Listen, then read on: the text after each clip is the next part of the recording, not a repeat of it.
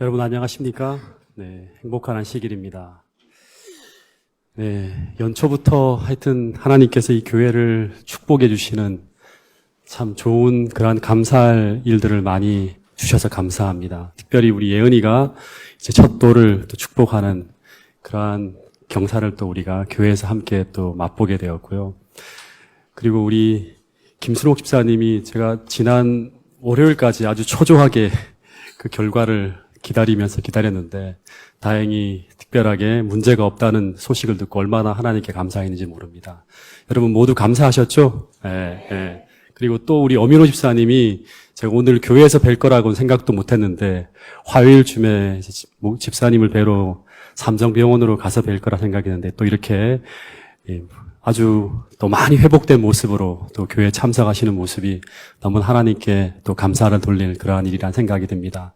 우리 집사님 더욱 건강하시기를 바라겠습니다. 그리고 또 하나, 제가 목요일 날쯤에 합회로부터 연락을 받았습니다.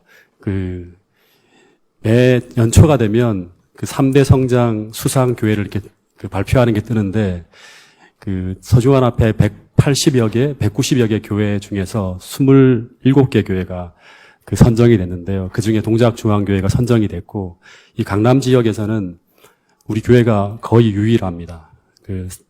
우리 동포교회가 하나 더 조선족 교회를 상대로 하는 그 교회가 3대 성장을 수상했는데, 그래서 참 어려운 가운데서 우리 성도들이 아주 열심히 봉사하고 헌신한다는 그 사실로 인해서 여러분들께 감사를 드리고요. 무엇보다 이 교회가 지속적으로 하나님이 바라시는 그러한 모습으로 성장할 수 있도록 하나님께 축복해 주신 것에 대해서 감사를 드립니다. 더 우리가 자만하지 않고 더 겸손하게 지역을 섬기고 또 성도를 섬기고 또 어려운 이웃들을 섬기면서 하나님이 원하시는 그런 아름다운 교회로 성장해 나갈 수 있도록 우리가 더욱더 한마음 한뜻으로 연합해 주시면 감사하겠습니다. 얼마 전 한 1년 됐을 거예요. 제게 어떤 한 분이 청년입니다. 저한테 선물로 준 책이 있는데 그 책이 2012년도에 발간한 2030 UN 미래 보고서라는 책을 저한테 선물을 했습니다. 그래서 최근에 제가 그 책을 읽어보는데 3천여 명의 미래학자들이 2030년까지의 인류의 미래를 전망하는 보고서를 내놨어요. 그러니까 세계 모든 석학들이 다 그 자료들을 모아갖고 자료를 냈는데, 근데 2030년 미래 세계 가상 시나리오는 어떤 모습일 것 같습니까? 2030년도에. 네. 더 풍요로워지고 더 행복해질까요? 그 책에서 언급한 내용을 잠깐 소개하면 지구의 모든 자원이 고갈되는 시점이 2030년으로 보고 있어요. 근데 이 자원뿐 아니라 2030년이 되면 인구 증가로 인해서 지하수가 고갈되어지고요. 식량, 물, 또 에너지 수요가 아주 급상승하면서 지구는 2030년에 굉장한 불안한 시대로 흘러갈 수 있다는 그런 보고서가 나왔습니다.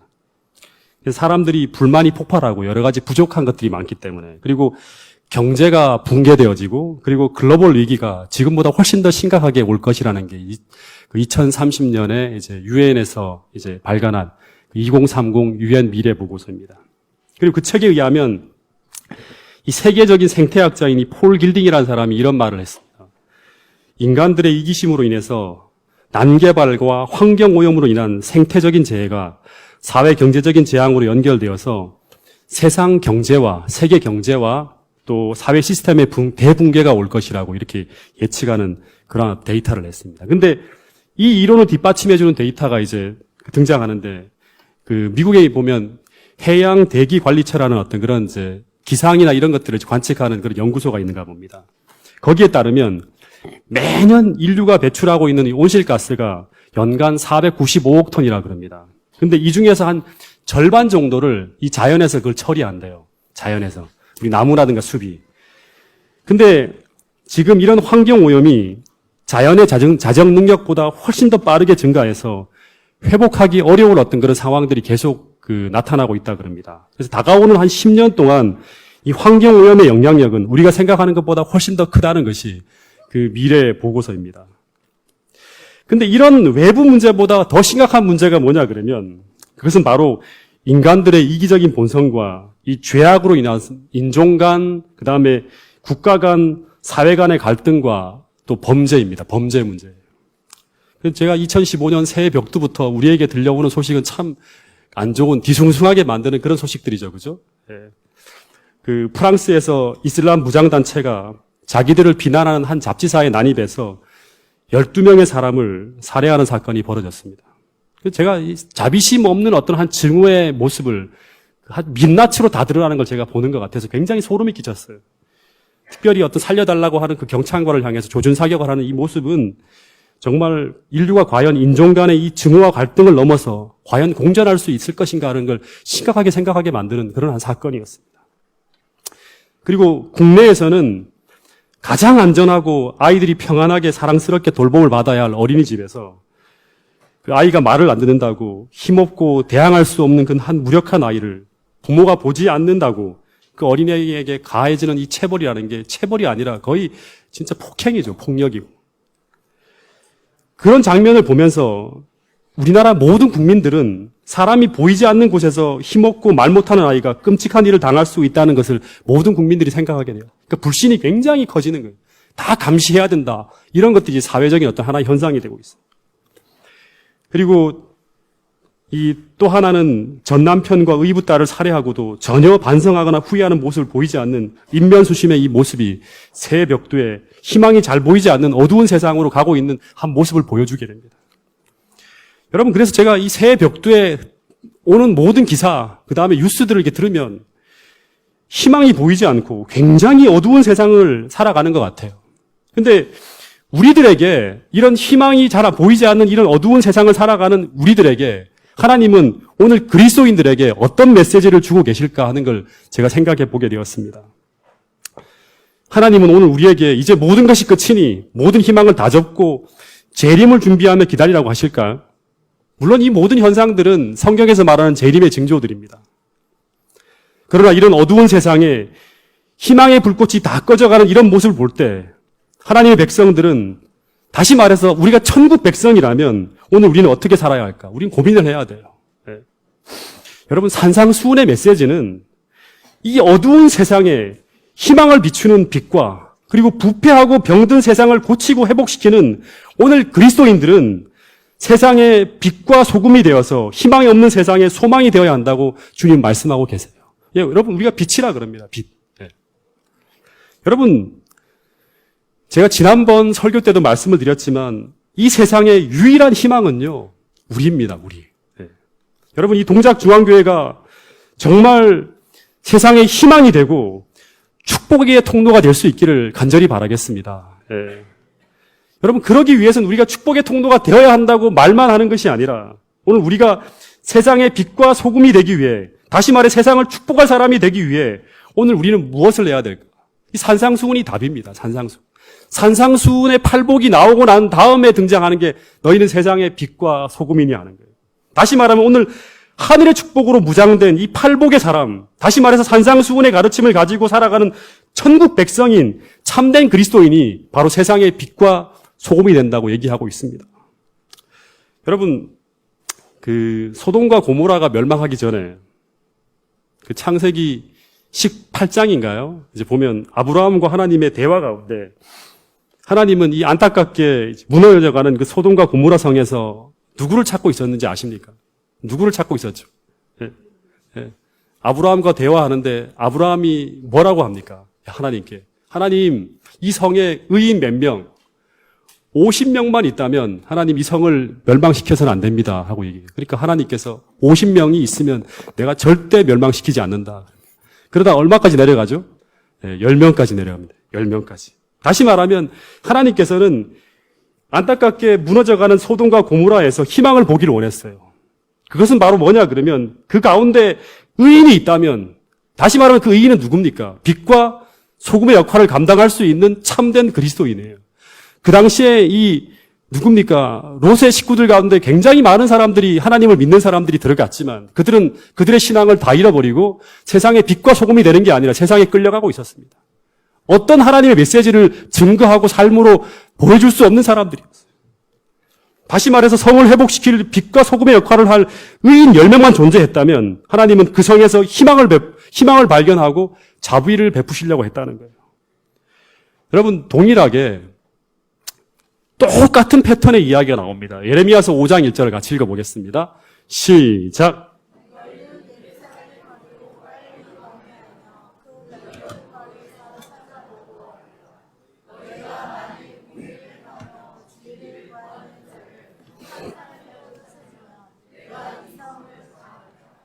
예, 너희는 예루살렘 거리로 빨리 왕래하며 그 넓은 거리에서 찾아보고 알라. 너희가 만일 공의를 행하며 하나님의 뜻을 삶으로 보여주고 선포하는 사람이죠. 그죠?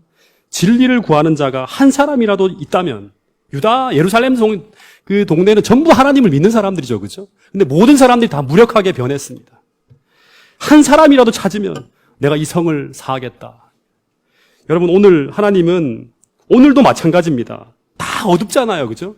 모든 뉴스가 다 어둡고 세상이 어두워져가는 이 세상에 빛과 소금의 역할을 하며 하나님의 사명을 감당할 그런 의인을 찾고 있다는 거예요. 오늘 하나님의 희망은 여러분들이에요. 여러분들이 팔복의 사람이 되어서 세상의 빛과 소금의 역할을 감당하면서 그들에게 소망을 비출 수 있는 그런 사람들이 되기를 바라신다는 거예요. 그래서 오늘 이 팔복의 네 번째 시간은 네 번째 축복인 의인, 다시 말하면 의에 줄이고 목마른 자를 같이 한번 연구해 보도록 하겠습니다. 우리 마태복음 5장 6절을 먼저 읽어보고 한번 나누어 보도록 하겠습니다. 시작.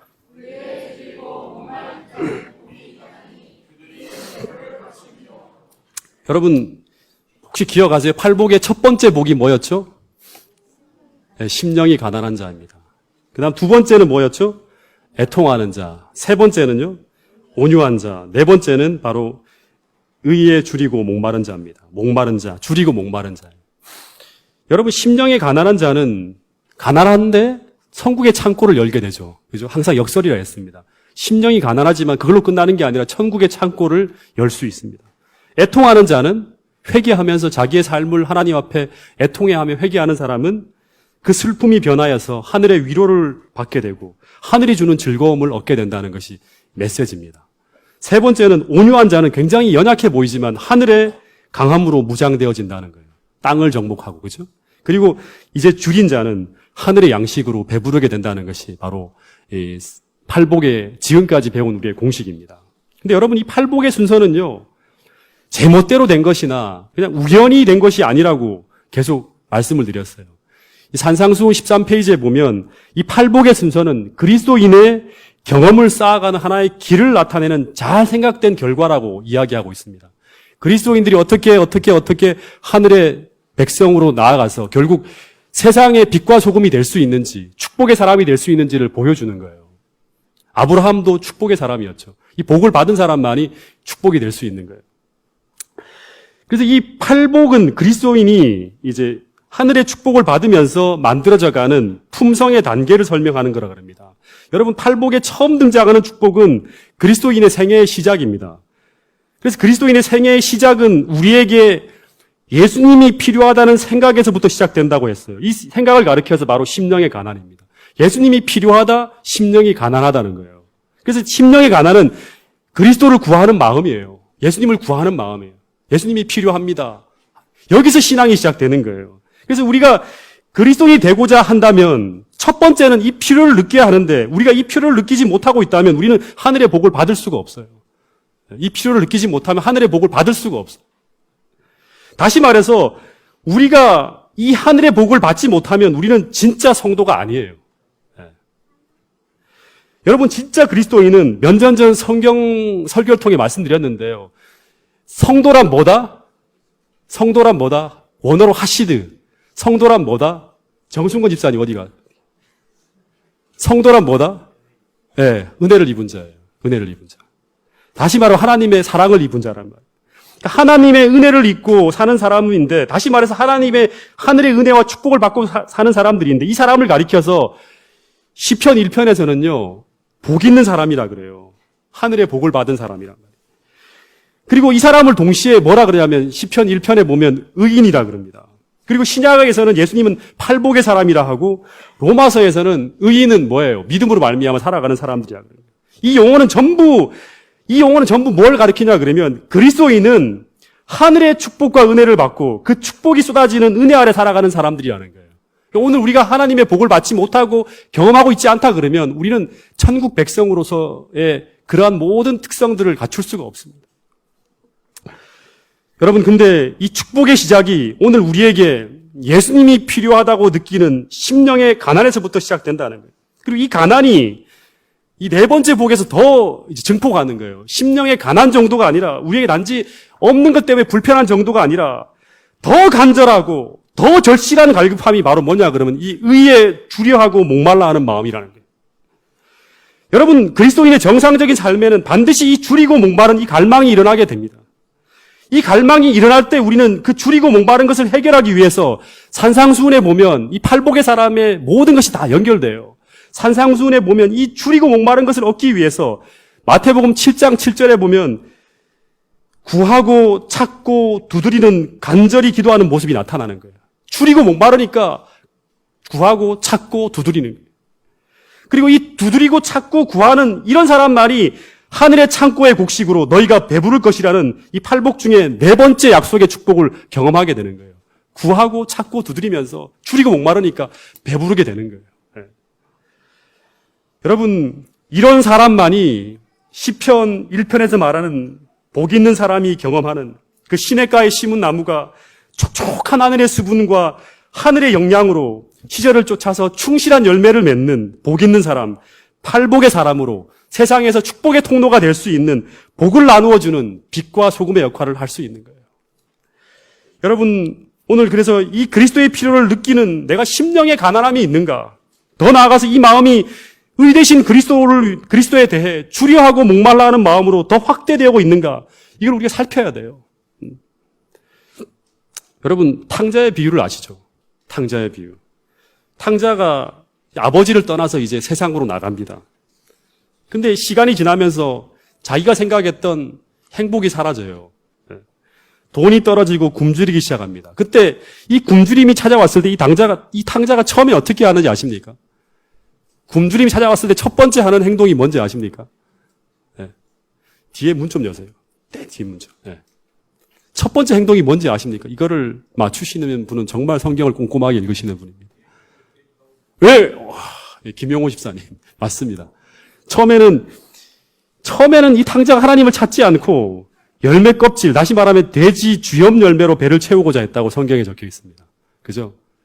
열매 껍질로. 근데 정말 허기가 졌을 때, 다시 말해 죽을 것 같은 허기가 찾아왔을 때, 그는 열매 껍질이 아니라 성경에 보면 어떻게 합니까?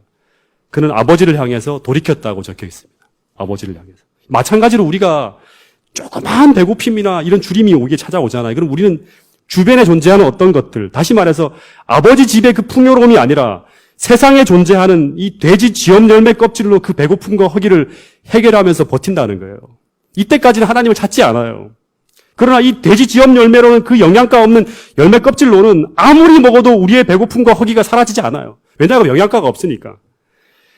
그래서 이 돼지 지엄 열매로는 도저히 해결할 수 없는 그 공허함과 허전함이 몰려올 때, 다시 말해서 우리 마음속 깊은 곳에서부터 더 절실하고도 간절한 주림과 목마름의 욕구가 일어나게 될 때, 그때 우리는 눈을 돌려서 하나님을 향해서, 다시 말하면 하늘을 향해서 눈을 돌리게 된다는 거예요. 여러분, 제가 목사로서 종종 교회에 출석하는 분들을 가만히 보면서 이런 생각을 합니다. 대부분 교회를 출입하시는 분들은 대부분 신앙심을 갖고 또 선하게 살려고 이렇게 이제 원하는 사람들이 교회에 와요. 다시 말해 대부분의 신자들에게는 약간의 배고픔이 있어요. 그러나 가끔 이런 생각이 들 때가 있습니다. 그러나 이 교회를 출입하시는 분들 중에 정말 탕자의 비유에 나오는 것처럼 이 배고파 죽을 정도의 이런 절실한 주림이 있을까 하는 거예요. 오늘 저부터도 마찬가지예요. 여러분, 이 마태복음 5장 6절을 제가 보면서 원어를 보니까요, 이 의에 줄이고 목마른 자라고 할 때 이 줄임은요, 단순히 몇 끼 안 먹는 갈증과 배고픔이 아니라 성경 원어를 보면 이 빈사 상태의 줄임을 말한다 그럽니다. 거의 굶어 죽기 직전입니다. 다시 말해서 탕자의 비유에서 나오는 그 탕자처럼 배고파 죽을 지경이 된 상태를 말하는 거예요.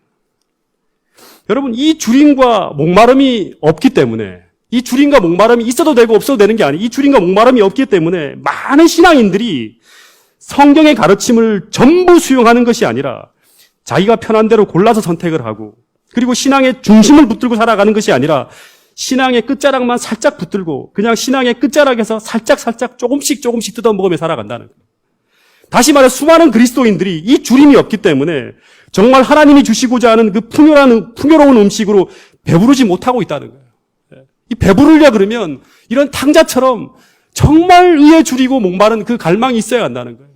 그런 사람만이 진짜 신앙에서 정면 승부가 이루어지는 거예요. 여러분, 예레미야서 29장 12절 13절에 보면 이런 말씀이 있어요. 제가 이 말씀과 이 말씀이 같이 연결이 되더라고요. 같이 한번 읽어보겠습니다. 시작.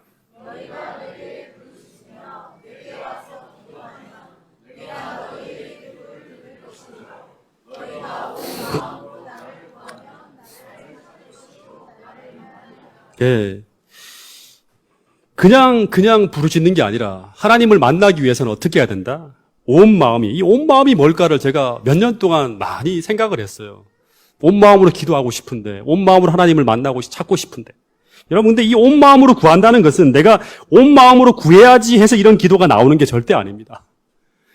여러분, 온 마음으로 하나님을 찾는 이런 기도는, 하나님을 만나게 된 이런 기도는 오늘 팔복의 네 번째, 이 축복의 사람처럼 마치 자신이 빈사 상태에 있는 것처럼 주님을 향한 간절한 필요와 이런 주림과 목마름이 있는 자에게서 나타나는 신앙의 열매예요. 그냥 기도의 열매입니다. 이런 게 있기 때문에 간절하게 기도하는 거예요.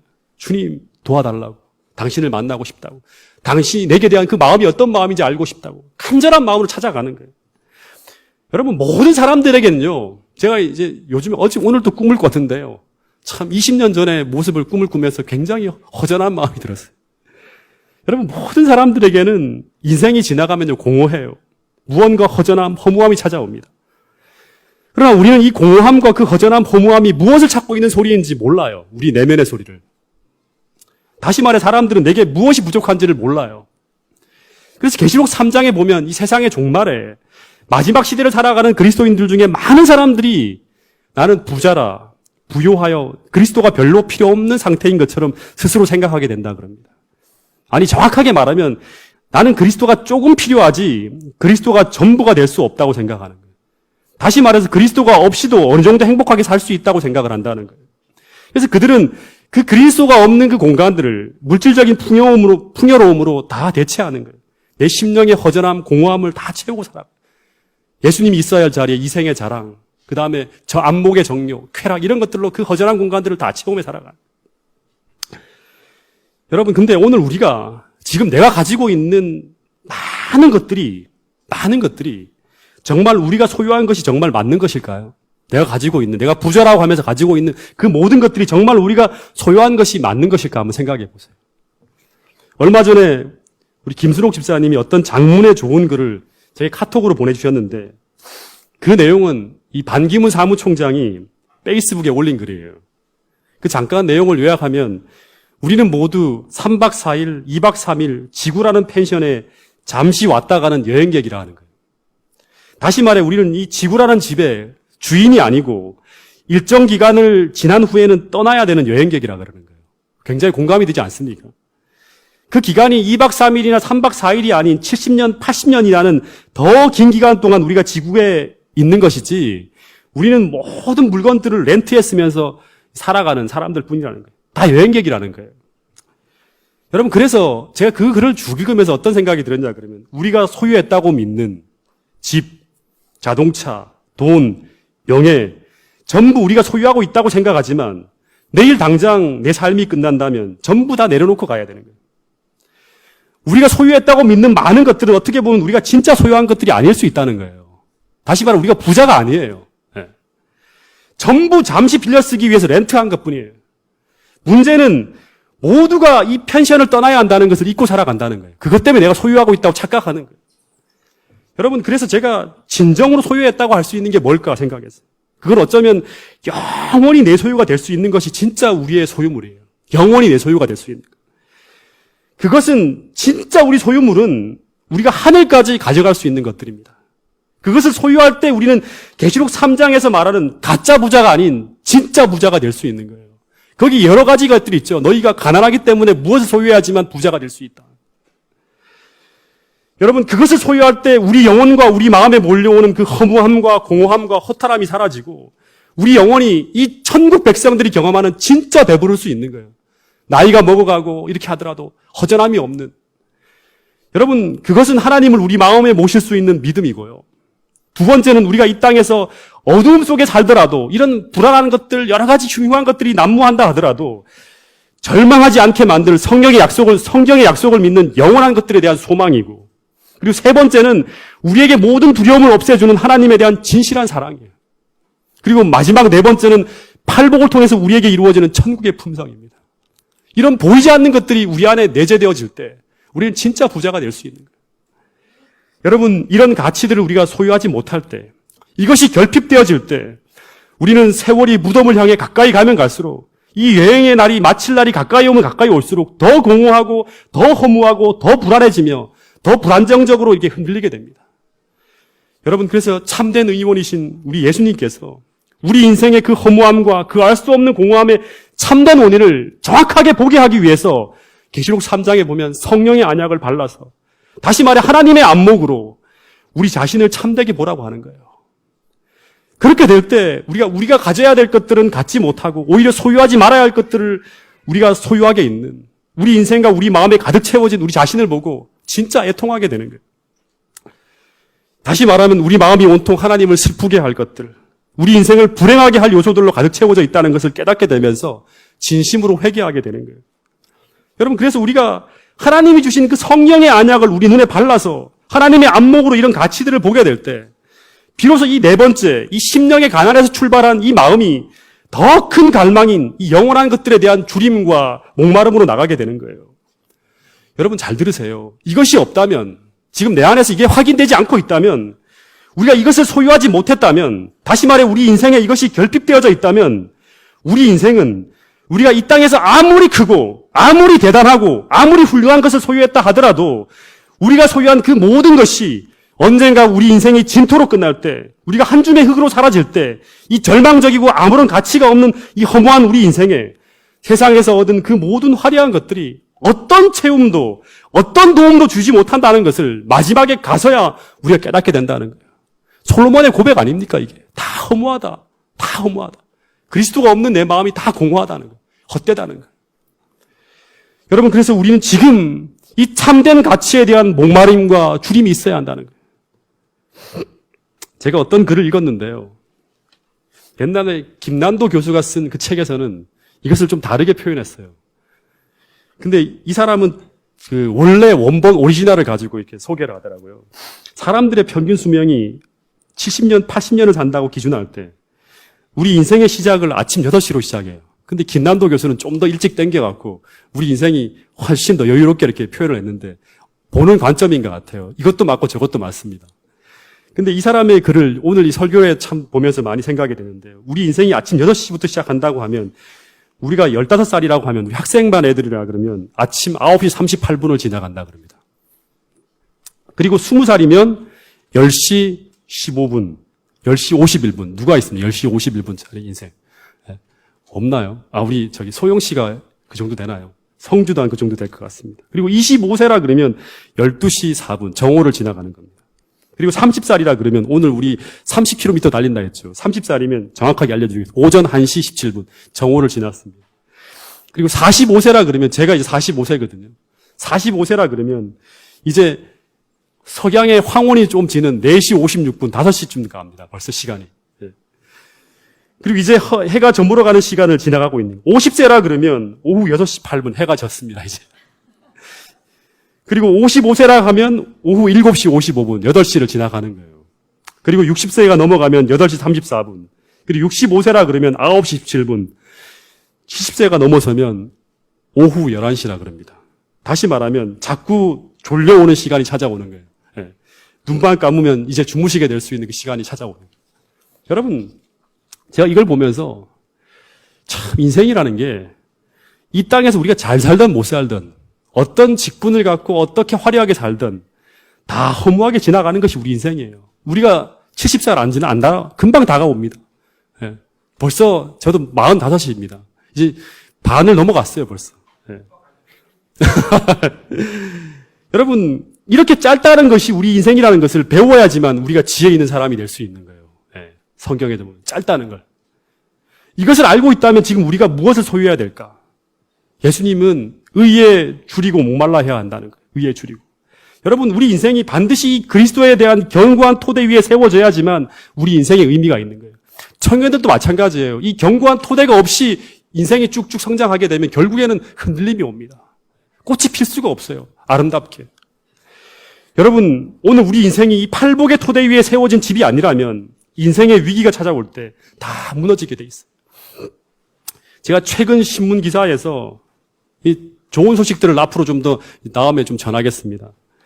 이 충격적인 한 기사를 제가 읽었는데 한 40대 엘리트 가장이 두 딸과 아내를 이제 죽이고 자신도 죽으려고 했다가 실패하다가 잡힌 한 기사입니다. 근데 이 사람에 대한 기사를 읽어보니까 이 사람이 40대 가장이에요. 근데 2년 전까지만 하더라도 이 사람이 성공 가도를 달리던 사람이었다 그럽니다. 신문 기사에 났으니까 다 알 거예요. 명문대에서 경영학을 전공했고요. 그리고 외국계 IT 기업에서 IT 기업 한국 지사에서 상무까지 올라갔던 정말 잘 나가는 사람이에요. 그래서 이 사람이 강남에서 시가 11억 하는 고급 아파트를 이제 구입해요. 친구들 중에 제일 빨리 성장하는 사람이에요. 그리고 대학 때 캠퍼스 커플이든 명문대 대학 커플이든 아내와 결혼을 해서 두 딸을 두고 아주 행복하게 살던 사람이었다 그럽니다. 근데 이 사람이 거기서 실직을 하면서 한 2년 동안 그 아파트에서, 이 11억짜리 아파트에서 5억을 대출받아서 주식을 합니다. 그러다가 3억 7천만 원을 잃게 돼요. 그러다 이 사람이 투자 손실을 아주 비관하고 방황하다가 극단적인 선택을 한 거예요. 신문 기사를 보면 이 기자들이 어떤 기사를 써놨나 그러면 상식적으로 이해가 어렵다는 거예요. 왜냐 그러면 그 사람에게는 아직도 빌린 5억 중에 남아있는 현금이 1억 3천이 남아있어요. 그리고 집값까지 합치면 7억이라는 돈이 남아있다는 거예요. 그리고 이 양가 부모들을 다 보니까 전부 중산층이에요. 중산층이라 그러면 강남에서 이렇게 살아가는 떵떵거리는 사람들.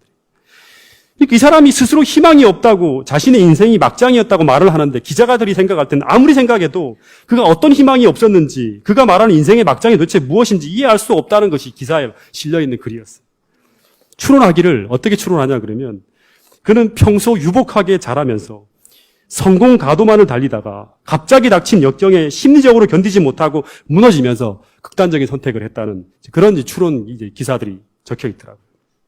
다시 말해 이게 무슨 말이냐 그러면 그는 성공과 인생의 양지만을 추구했지 그는 정말 이 땅에서 건강하고 행복하게 살기 위해서 그에게 진정 무엇이 필요한지를 몰랐던 사람인 거예요.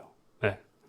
여러분, 사람들은 행복한 상태, 다시 말하면 복된 상태에 대해서는 목말라 하지만 근데 정작 그들이 그 행복한 상태를 얻기 위해 우리에게 정말 필요한 것에 대해서는 주려하고 목말라 하지 않는다는 거예요. 여러분, 우리가 하나 기억해야 될 것은 예수님이 가르쳐준 하나의 답이에요. 우리가 인생에서 진짜 행복이라는 그 행복 자체만을 추구하는 자에게는 절대 얻어질 수 없는 거라는 거예요. 좋은 자리, 편한 자리만 추구하는 사람에게는 절대 얻어질 수 없는 거라는 거예요. 다시 말해 행복한 상태라는 것은 어떤 다른 것을 얻음으로 따라오는 하나의 결과라고 예수님은 이 팔복을 통해서 말하는 거예요. 왜냐하면 우리 인생이나 이 죄악된 세상에서는 좋은 자리를 우리가 만난다는 게 쉽지 않아요. 그렇게. 역경이 오고 어려움이 오는 게 인생이에요. 여러분, 그래서 우리가 정말 잘 살기를 원한다면 이 땅에서도 진짜 행복하기를 원한다면 오늘 우리는 이 행복을 이 의보다 앞세워서는 안 된다는 거예요. 아시겠습니까? 우리 인생은 수많은 역경과 고난과 맞서 싸워야 되는 힘든 험난한 여행길을 우리가 지나가는 거예요. 때론 도시 끊어지고 또는 인생의 배가 물이 차오르도 올라오고 심지어는 우리 배가 파산하는 그런 어떤 역경 속으로 내려갈 수도 있어요. 근데 이때 우리가 이 인생의 어려운 파도를 만나게 될 때, 우리 인생이 가라앉는 내리막길로 내려갈 때, 그때 어떻게 우리가 절망하지 않고 그 역경 속에서도 무너지지 않을 용기와 그 파고 속을 뚫고서라도 나갈 수 있는 옳은 방향을 견지할 수 있는 품성을 우리가 소유할 수 있는가? 여러분, 이 힘과 이 품성은요, 어디서 오냐 그러면 오늘 이야기하는 의, 다시 말하면 하나님과의 올바른 관계, 이 의 대신 그리스도를 소유함으로 온다는 거예요. 여러분, 이 의라는 것은 다른 방식으로 이야기하면 이 하나님과 나와의 관계가 올바로 세워져 있는 상태를 가지고 우리는 의라 그럽니다. 여러분, 이 하나님과 나와의 올바른 관계 속에 내 안에 이루어지는 열매를 가지고 우리 성경에서 말하는 성령의 열매라 그래요. 여러분, 이 성령의 열매가 뭐가 있죠? 어떤 것들이 있죠? 한번 얘기해 보세요. 네. 자, 한번 얘기해 보세요. 창문 좀 조금만 열어주세요. 너무 덥네요, 지금. 네. 사랑과 희락과 화평과 오래 참음과 자비와 양선과 충성과 온유와 절제예요. 다시 말하면 하나님의 품성이에요. 그죠? 이 성령의 열매입니다. 여러분, 그래서 이 의는 성령의 열매로 우리에게 나타납니다. 이 의는 내가 여러 가지 상황과 요동하는 환경과 또는 변동하는 수많은 어떤 그런 어려움 속에서 내가 요동하지 않을 수 있는 품성을 만들어줘요. 오래 참게 하고, 온유하게 하고, 고통스러운 환경 속에서도 기뻐하며 감사하게 만들어주는 거예요. 여러분, 그래서 우리가 언제나 인생을 살아가는 이 작은 수단과 방법들이 아니라 언제나 인생에서 실패하지 않기 위해서 먼저 구하고 추구해야 될 것이 뭐냐? 그러면 바로 이 그리스도라는 거예요. 다시 말하면 그리스도와 관계된 모든 것들, 그분의 품성과 그분의 뜻과 그분의 능력과 그분의 용서와 예수님 안에 담겨있는 모든 것이 우리로 하여금 인생을 실패하지 않게 만들어주는 거예요. 그래서 예수님이 산상수훈 6장 마지막 절에 이런 말씀을 주셨어요. 자, 같이 읽어보겠습니다. 시작.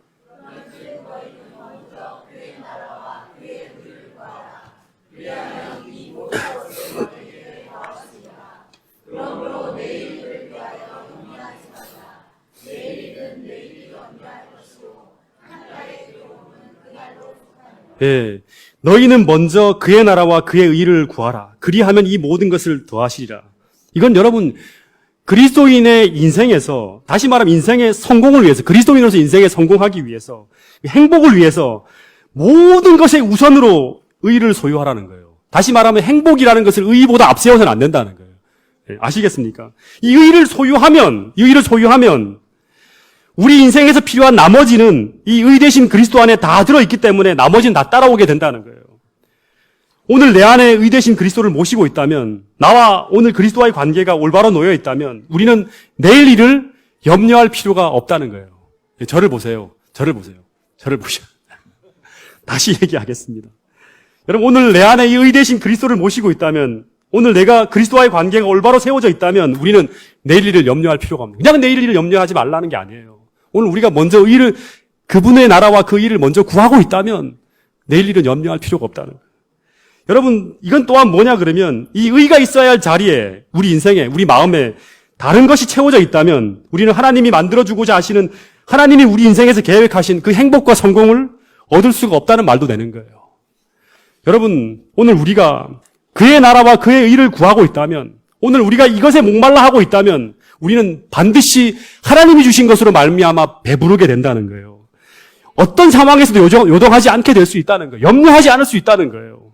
여러분, 그래서 시편 23편 1절에 보면 이 같은 말이에요. 읽어볼까요? 시작. 시편 23편 1절에서 다윗은 여호와가 나의 목자가 되시면 우리가 부족함이 없다고 합니다. 이 부족함이 없다는 말과 저는 배부르게 된다는 말과 같은 의미라고 생각이 들어요. 여러분, 성경은 다 같은 이야기를 하고 있어요. 여러분, 오늘 우리 인생이 궁극적으로 오늘 정말 하늘의 행복을 얻고자 한다면, 우리가 정말 행복하고자 한다면 우리는 먼저 그의 나라와 그의 일을 구해야 돼요. 다시 말해서 의에 줄이고 목말라야 한다는 거예요. 여러분, 진짜 배고파 보셨습니까? 네? 배고픈 사람이 거의 없을 거란 생각이 들어요. 근데 제가 지금도 잊을 수 없는 것은 원당교회에 있을 때 금식 중에 방문을 좀 다니는 기회가 됐어요. 그때는 아무런 개념이 없으니까 막 열심으로 원래 금식을 하면 좀 집에서 쉬어야 되는데 그런 개념도 없었어요. 그냥 무조건 닥치는 대로 일 생기면 뛰어다녔어요. 그래서 이제 금식 중에 방문을 다닐 때 어느 집사님 댁에 왔는데 제가 방문을 한다고 집사님이 식사 때가 되어서 된장찌개를 끓여내셨어요. 근데 바글바글 하는 그 된장찌개가 나오는 것을 탁 보는데 이 죄 속에서 막 안달이 나는 거예요. 그래서 제가 그 모습을 보고 있다가 진짜 견딜 수가 없어갖고 제가 잠깐 아침을 일찍 먹었다는 늦게 먹었다는 핑계를 대고 난 후에 그 음식을 피해서 잠시 식사를 마칠 때까지 밖에 나가 있는데요. 근데 바글바글 끓는 찌개 소리가 계속 따라오는 거예요. 바글바글 하면서 막 밖으로 나가는데.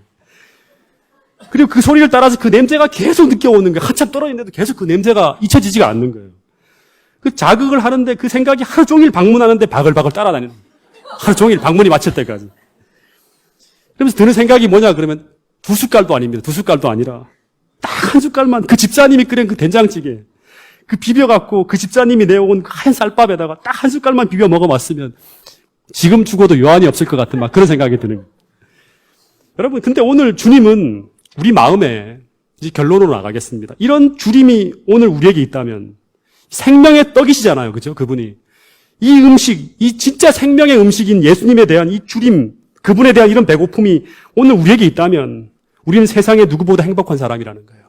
세상에 많은 것들이 채워져 있는데 그것을 진짜 성령의 안약으로 우리가 보고 그걸 회개하면서 다 버린 후에 진짜 예수님에 대한 목마름, 금식을 해야지만 배고픔이 오잖아요. 밥을 안 먹어야지만. 이미 세상에 많은 것들이 채워져 있기 때문에 우리는 뭐가 배고픈지 모르는 거예요. 내가 진짜 가난한지, 내가 진짜 줄인 사람이 뭐가 없는지를 모르는 거예요. 콜라라든가 사이다나 이런 것만 계속 먹고 있으니까. 목마름도 없는 거예요. 여러분, 이런 갈망과 목마름이 반드시 우리로 하여금 주님을 만나게 하고 그리고 주님 안에 있는 그 하늘의 축복이 내 안에 부어지게 하면서 우리 심령을 배부르게 하고 그리고 팔복의 품성으로 우리를 건강하게 만들어준다는 거예요. 이게 여호와는 나의 목자시니 내가 부족함이 없으리로 하는 이 다윗이 고백한 이 말의 의미가 바로 이것입니다. 그냥 부족함이 없는 게 아니라 그는 이것을 경험했기 때문에 그런 거예요. 그냥 맹목적인 믿음이 아니라 그가 이걸 경험하고 이런 고백을 하는 거예요. 다 복이라는 게 연관되어지는 겁니다. 여러분, 그래서 우리 신앙의 가장 무서운 병은 우리 신앙이 전진하지 않고 신앙적 경험을 하지 못하게 만드는 가장 무서운 병은 이 하나님에 대한 목마름과 이 그분의 품성에 대한 주림이 없다는 거예요.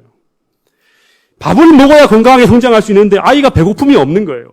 이 배고픔이 없는 아이에게 강제로 밥을 먹일 수가 없는 거예요. 그냥 먹이면 체합니다. 뱉어버려요. 토하고. 여러분, 그래서 누가복음 1장 53절에 보면 줄인 자를 좋은 것으로 배불리셨으며 부자는 공수로 보내셨도다 그럽니다. 줄인 자는 좋은 것으로 배불리셨지만 하나님께서 부자는 어떤 배고픔이나 목마름도 없는 자는 하나님 앞에 나왔지만 공수로 다시 말하면 빈손으로 돌아가는 거예요. 하나님이 별 필요가 없으니까.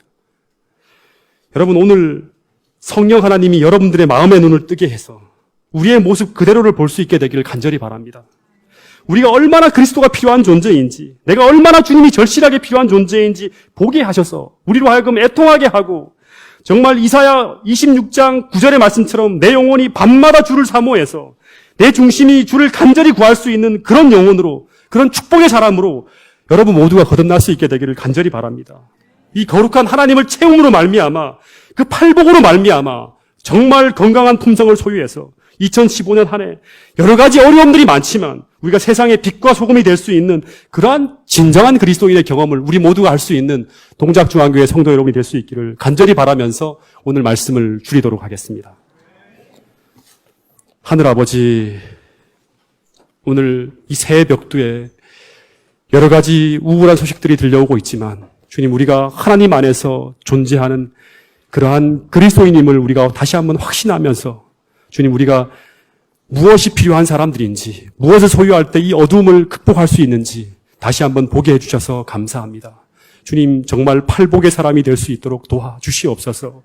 주님, 그리스도가 얼마나 우리에게 필요한 존재인지 우리가 다시 한번 영안이 열려서 보게 해주시고 우리 마음속에 주님을 목말라하고 주리하는 시편 기자들의 그런 고백이 동작중앙교회 성도들 모두에게 일어날 수 있도록 도와주시고 하나님이 주시는 그 축복으로 말미암아 배부를 수 있는 우리 모든 성도들이 될 수 있도록 도와주시옵소서. 이 교회를 더욱 많이 축복해 주시고 이 교회에 출입하는 모든 성도들의 건강을 주님 지켜주시고 날마다 하나님의 은혜로 둘러주시고 보호하여 주셔서 그들이 하나님을 경배하고 주님을 믿고 신앙하는 그 모든 일에 어려움이 없을 수 있도록 도와주시옵소서.